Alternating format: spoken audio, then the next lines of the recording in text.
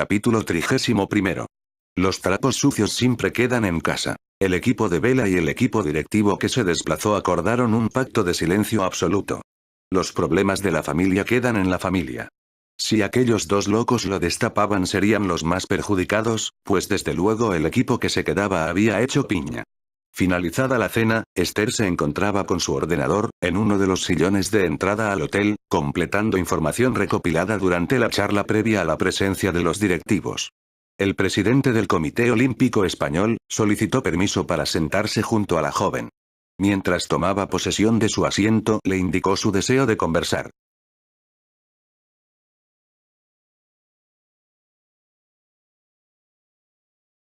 De inmediato guardó los datos y cerró la sesión, para dejar su ordenador en pausa y atender a la personalidad. Le pasaba como a su abuelo, esa gente no le gustaba, eran demasiado políticos, velaban más por otros intereses que por los de los propios deportistas, pero sabía estar también en esas situaciones. Miró a la cara de su interlocutor mientras su mano derecha arropaba a su izquierda y se dispuso a prestar la máxima atención. Conforme la conversación se iba desarrollando comenzó a sentirse mejor. No era de esos pedantes prepotentes que había conocido en otros estamentos de similar categoría. Era un hombre llano, simpático, con una gran carga cultural, amén de saber estar con todo tipo de personas y personajes.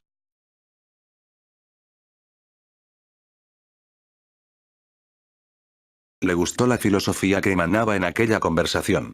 Partidario del equipo ante el individuo, defensor del reparto del protagonismo. De la realización de cualquier actividad de la vida, por amor a dicha actividad y no como imposición o como trabajo. Especialmente en el deporte, aunque fuese de alta competición era imprescindible disfrutar con lo que se hacía. Conforme se fueron adentrando en otros terrenos no deportivos, la conversación se animaba más y más. En ese intercambio de informaciones le aseguró que había oído hablar de su abuelo. Pues su padre le contaba historias de ese héroe llamado Julián. Duro de convencer cuando tomaba una decisión. Su padre trató de evitar que abandonase la vela tan pronto. Habrían tenido campeón olímpico al menos en 2 o 3 olimpiadas más.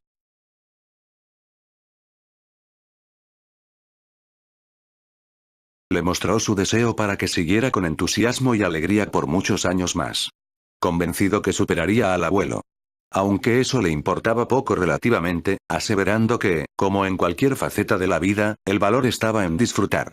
Cuando eso no pasara, lo mejor que se podía hacer es lo que hizo su abuelo, dejarlo. Esther se sorprendió. Tenía una idea preconcebida de ese tipo de directivos.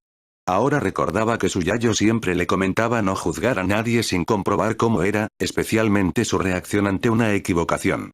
En esas situaciones era donde uno podía descubrir el tipo de persona con la que trataba. Tras finalizar esa charla, que duró cerca de la hora, estuvo compartiendo con directivos y con varios componentes del equipo de Bella. Los enviados especiales para cubrir el evento deportivo andaban mosqueados con la presencia de la alta jerarquía de la vela y especialmente del deporte español. Pero ante las preguntas todo el equipo contestaba que era una visita programada para dar aliento a los deportistas tras mes y medio de concentración. No localizaban al jefe de la expedición y a uno de los componentes de Star. La pareja había desaparecido buscando la mejor combinación para llegar a España. De los componentes del resto del equipo no lograron sacar información alguna. Respondían lo mismo. Han abandonado la concentración por problemas familiares.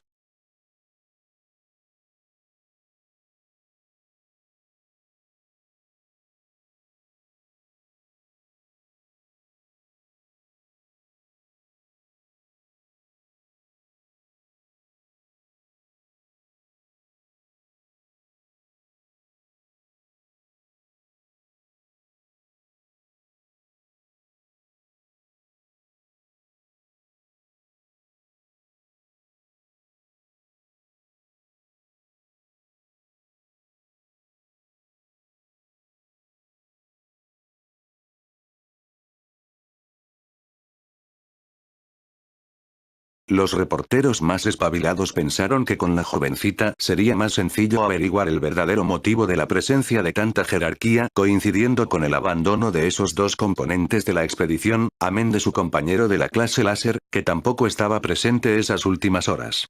Cuando Esther consiguió estar libre para ir a su habitación y dormir, un par de periodistas, un hombre de un periódico deportivo español y una reportera de televisión le abordaron.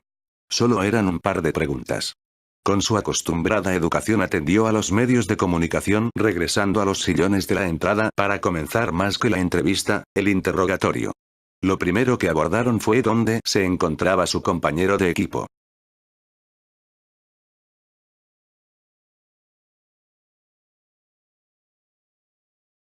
Sonrió, estaba convencida que lo sabían de sobra, pues había sido publicado cuando partieron de España, pero era consciente de la estrategia de esos profesionales.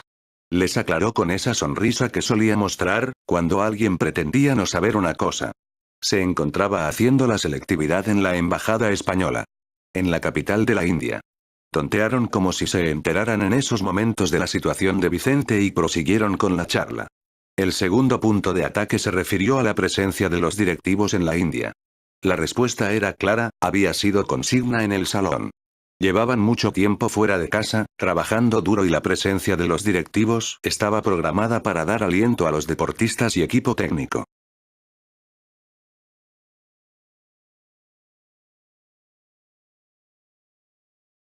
Mostrando el apoyo de todos los españoles y en especial los del mundo de la vela. Esa concepción de equipo, donde cada estamento del mismo cumple su misión para un objetivo común. El de todos. Las medallas. Destacando la labor del equipo ante las individualidades. La respuesta dio pie para profundizar más en esa concepción poco conocida y conversaron largamente sobre dicha filosofía. Basada principalmente en minimizar la personalización de cualquier triunfo o fracaso para destacar al equipo. Todos eran igual de importantes. Sin el trabajo de unos no se lograba el de otros. De ahí esa importancia del equipo ante las individualidades. La conversación tuvo que detenerse por unos minutos. Esther pidió disculpas pero le llamaban de casa.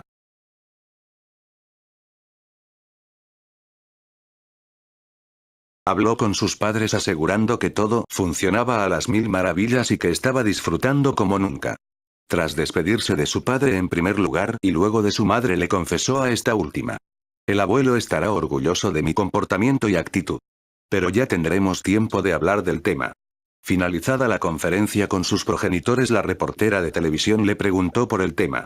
Sonrió, no perdían el tiempo, por supuesto que era su trabajo, para salirle con lo que habían estado hablando antes de interrumpir sus padres. Su abuelo siempre hablaba del equipo y huía de las personalizaciones, de ahí que le comentara eso a mi madre.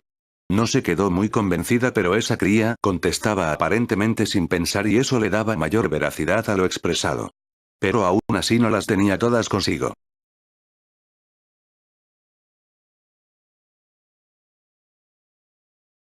Cuando pensaron que era el momento de coger al toro por los cuernos, una nueva llamada interrumpió a los tertulianos. Era Vicente asegurando que todo marchaba de maravilla y antes de 24 horas volverían a estar juntos. Solo le restaban los dos últimos exámenes. No duró mucho la conversación. Le deseó suerte y le mandó un beso. Bueno, esperaba que no hubiera una nueva interrupción, iban a iniciar de nuevo las preguntas cuando se personó Rafael para rescatarla. Rogaron una última pregunta y ante la aceptación de Esther consintió. Han expulsado de la expedición a... Esther no les permitió seguir. Aquí no se expulsa a nadie, somos un equipo. Les han surgido unos problemas personales de los que desconozco y de los que no tengo información.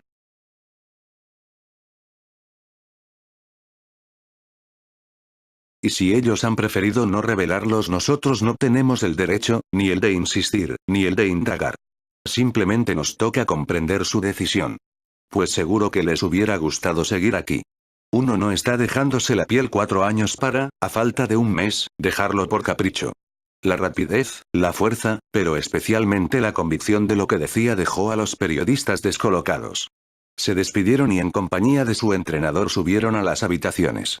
Rafael abrazó a ese ángel que le sorprendía cada instante y fueron a descansar. Ese sábado se les dio libre el día. Los acontecimientos precisaban asimilarlos para retomar la nueva situación del equipo.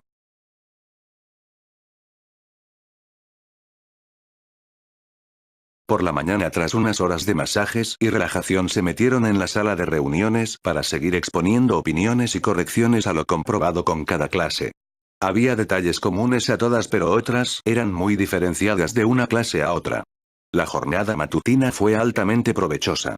Comieron, reposaron unos minutos la comida y en taxi Rafael en compañía de Esther fueron al aeropuerto a recoger a Vicente que regresaba de la selectividad. El vuelo llegó puntual y el joven se encontró con sus dos compañeros aguardando su llegada. No esperaba a Esther, a Rafael sí, pero a ella no. Resultándole muy grata su presencia. Había salido muy contento de las pruebas, pero no conocería el resultado hasta que se lo dieran a sus compañeros posiblemente 2 semanas.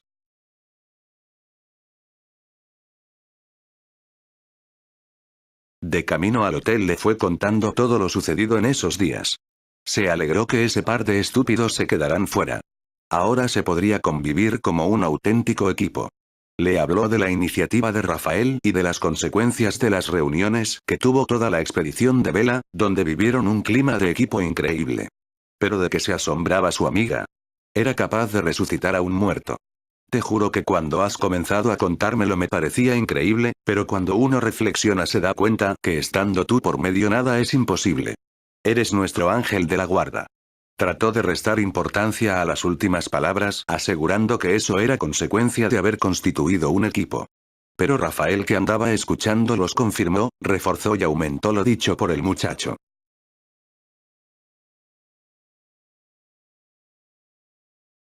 La vela de esa olimpiada sería grande gracias a la influencia de esa jovencita. Tenía toda la razón al asegurar que era un objetivo del equipo olímpico desde hacía años. Construir uno donde todos aportaran lo mejor. Y al mismo tiempo hacía falta ese último empujón. Un líder con personalidad y el equipo lo encontró precisamente en el componente de menor edad. Rafael, a raíz de sus primeras palabras en la conversación, fue explicando a Vicente cómo se produjo todo el desenlace. La capacidad de saber estar sin perder la compostura, ya difícil para un adulto, supo llevarlo magistralmente hasta el punto que se ganó a toda la delegación. Ciertamente la inmensa mayoría estábamos hasta las narices de los dos elementos, pero había un par de compañeros que los aceptaban.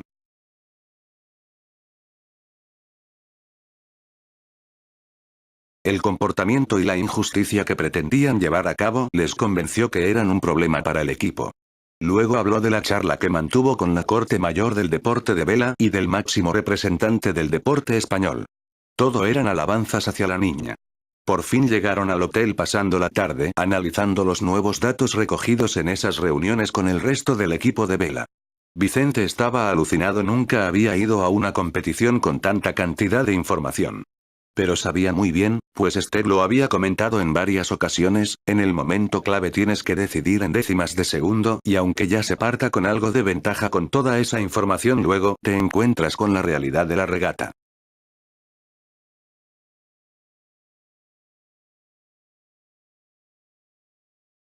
Las rachas de viento pueden variar tanto en una regata que puede influir en el resultado de la misma por mucha información que se tenga. Luego el estado de la mar, los materiales, un despiste, la concentración no es fácil mantenerla durante las 4 regatas. En fin, que les quedaba cerca de 2 meses para seguir entrenando con entusiasmo y ganas. Rafael les avisó que se hacía la hora de la cena. Se les había pasado esas horas en su cuarto volando. Vicente se fue a su habitación para asearse un poco y bajar al comedor. Ese domingo deseaban entrenar, habría un buen número de veleros y eso añadía aliciente a los entrenamientos. Andaban haciendo una trazada cuando Esther vio la embarcación de Rajid.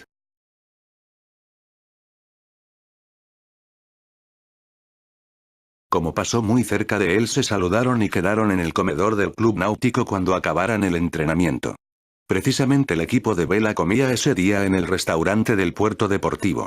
Comprobaron diversas maniobras y diferentes formas de enfrentar la mar en las condiciones de viento, corrientes y oleaje de esa mañana de domingo.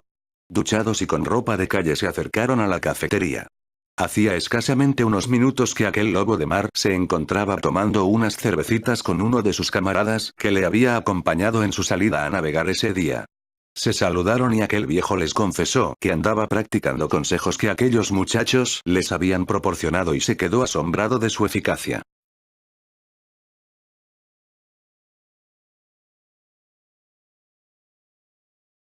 Aseguró que ahora salía todos los días y que tendrían información antes de acabar el mes de cómo le había ido. Cuando Steg le preguntó con discreción si había contactado con Maure, en los ojos de aquel capitán mercante se encendieron como lucecitas de Navidad. No había duda, había contactado. Se abrazó a la niña mientras le aseguraba que le había hecho el hombre más feliz de la tierra. Nunca le olvidaría. Besó sus mejillas y ella aseguró que tampoco. Y eso que espero vivir unos cuantos años más. Sonrieron, para finalizar el encuentro. Debían acudir a comer con el equipo. Repusieron calorías, se mantuvieron unos minutos de sobremesa y se dispusieron a salir esa tarde. Su amigo hindú les dio algún consejillo y lo aplicaron de inmediato.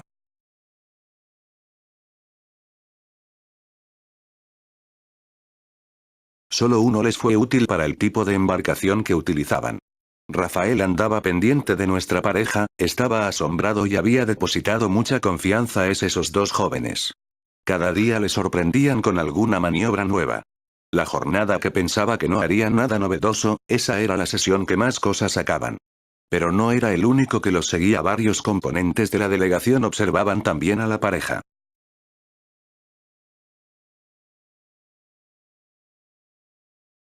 Convencidos que obtendrían medalla en la Olimpiada, por supuesto siempre y cuando todo fuera con normalidad, pues en la alta competición algo que carece de importancia en la vela recreativa, puede ser crucial en una competición y mucho más en una Olimpiada. Regresaron ya de noche al hotel, andaban bastante agotados pero pletóricos. La mar les hacía recuperar energías internas, mucho más importantes que las físicas.